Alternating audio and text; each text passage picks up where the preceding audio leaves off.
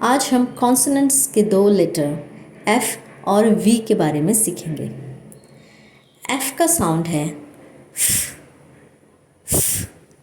यह एक अनवॉइस्ड साउंड है, जैसे फ्लावर, फ्रॉग। वी का साउंड है v, v। यह एक वॉइस्ड साउंड है, जैसे वेंडर, वल्चर। आइए इसे देखते हैं। फास्ट, तेज, वास्ट, बहुत बड़ा। Fast, vast. फेरी, नौका, वेरी, बहुत। Ferry, very. फाइन, अच्छा। वाइन, लता। Fine, vine. लीफ, पत्ता। लीव, छुट्टी। Leaf, leave.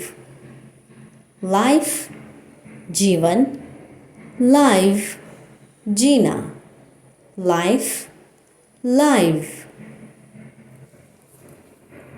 इसके हम एग्जाम्पल सेंटेंसेस देखते हैं। Repeat after me.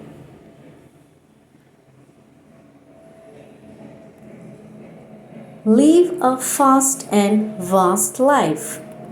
Live a fast and vast life. तेज और विशाल जीवन जिएं। Save your money in the safe. Save your money in the safe. अपना पैसा सुरक्षित रखें। Grapevine is very fine. Grapevine is very fine. अंगूर की बेल बहुत बढ़िया है।